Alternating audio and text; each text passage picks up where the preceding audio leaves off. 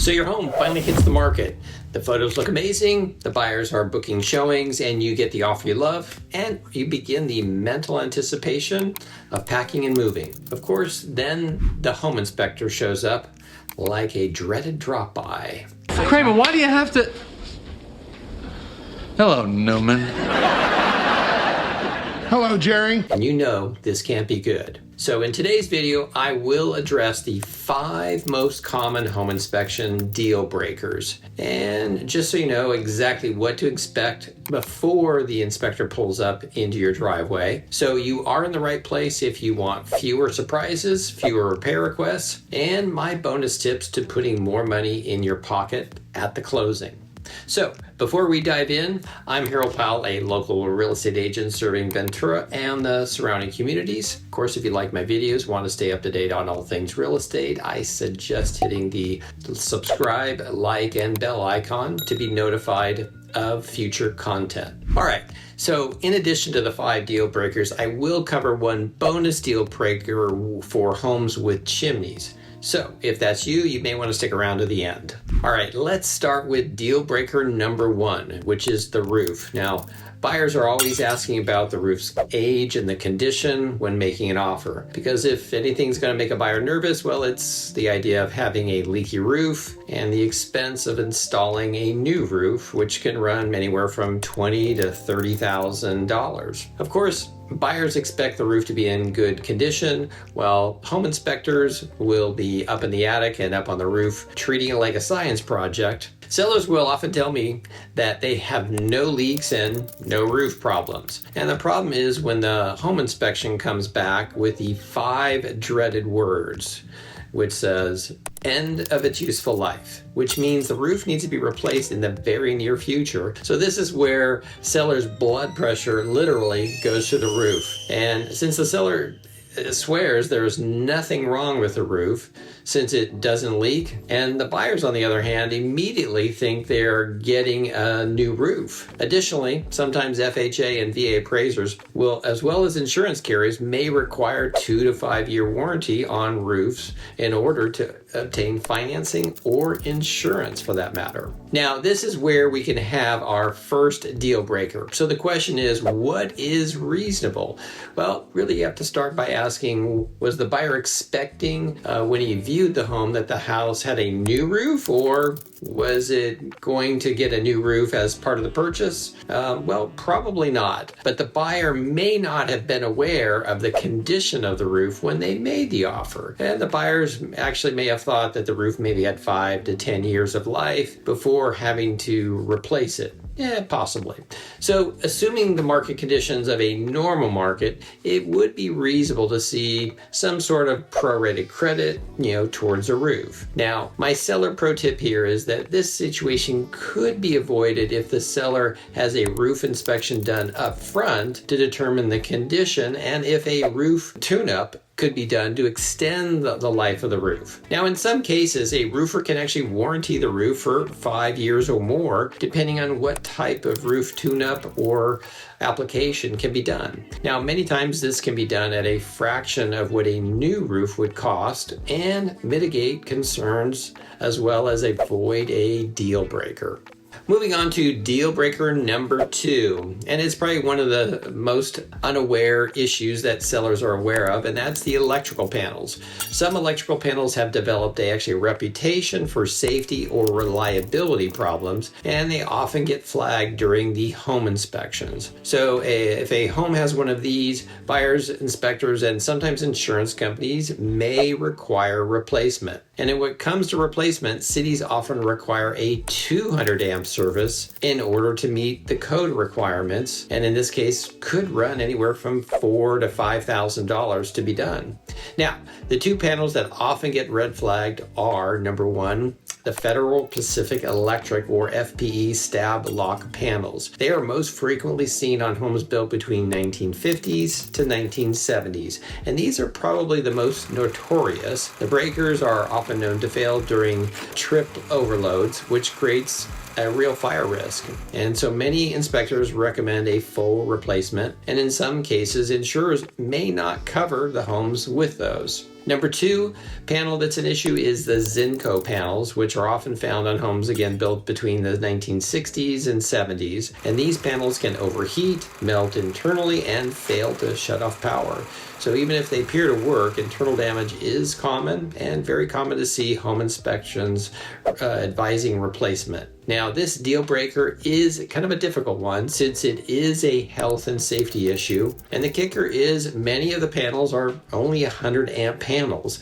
So if you want to replace it, you'll have to replace it with a 200 amp service, which is really considered an upgrade in order to meet city requirements. So on one hand, we have a seller stating he hasn't had any problem since owning the home the past 10 years. And on the other hand, we have a buyer who is relying on a home inspector or even an electrician's opinion that advises a replacement for safety reasons.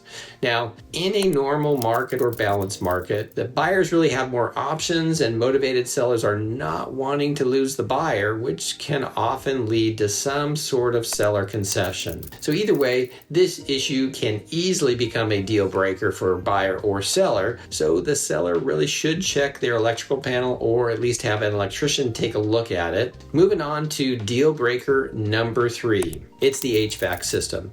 Now, the home inspector will be checking for carbon monoxide leaks, cracked heat exchangers, dirty filters, and the overall efficiency of the furnace and the AC system. They will also use typically a temperature gun to determine if it's not heating or cooling up to standard. So even though the system may be working, it may not be heating or cooling fast enough. And this can also happen if the unit wasn't serviced or the filter is dirty and hasn't been changed out for an extended amount of time. So the cost of an old or poorly maintained furnace and AC system can be a deal breaker for buyer and seller. I mean, buyers don't want to inherit an $8,000 to $15,000 replacement, and sellers naturally don't want to fork out for a large replacement credit to replace it. So my seller tip is to have an HVAC company provide a service tune-up to avoid an expensive replacement request. Having them check the furnace and air conditioning system really can help identify potential issues before they escalate. And I recommend the sellers really keep a written invoice showing that everything is in good working order. It'll actually go a long way to both satisfying the inspector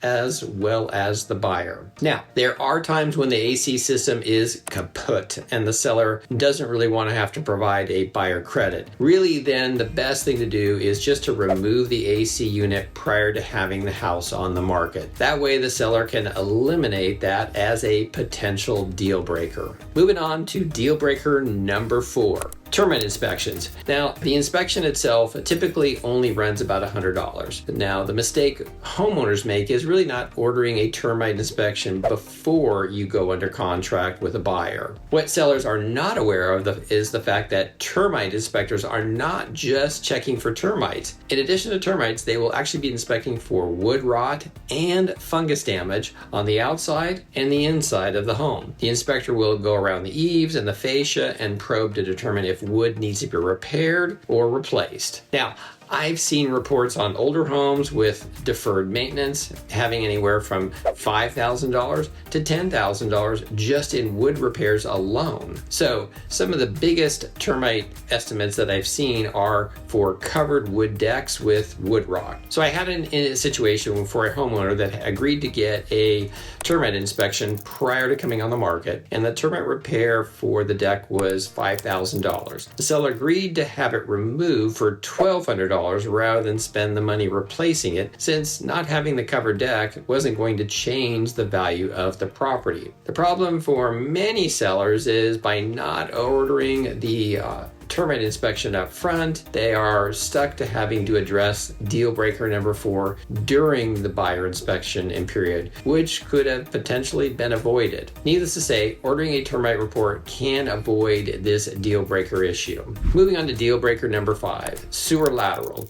Now, much of these sewer lateral problems are found in homes built between 1940s and 1970s. They often use a product called Orangeburg pipe that consists of wood pulp and tar, which is essentially compressed cardboard. Now, back in the day, it was cheap to install, but it does not age well.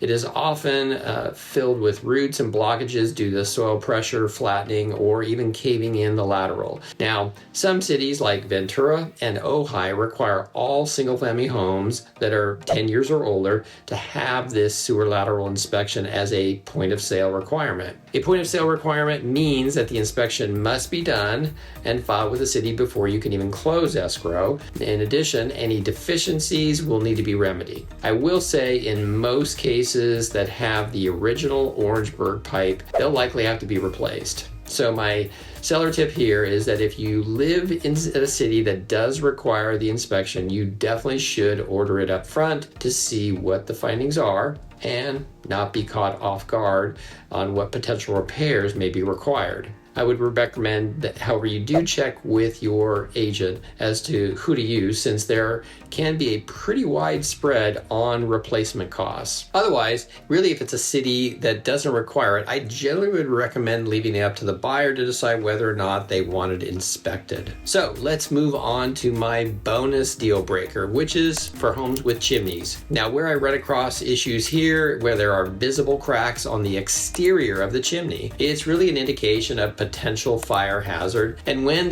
a report comes back about a potential fire hazard, buyers can often overreact to this issue, thinking that the chimney needs to be replaced from the ground up and requesting a substantial credit. Now, this deal breaker can most likely be solved having the chimney inspected up front. Oftentimes, the chimney repairs for small cracks may just involve a masonry sealant, and much better to provide a buyer that has been checked out and repaired rather than see it as a red flag in the report. Additionally, the chimney contractor can also make sure there's no creosote buildup in the chimney and that it's in good working order. Sellers, I will say that do this will avoid another deal breaker. Well, I hope you found today's video helpful. If so, give it a thumbs up. Thanks.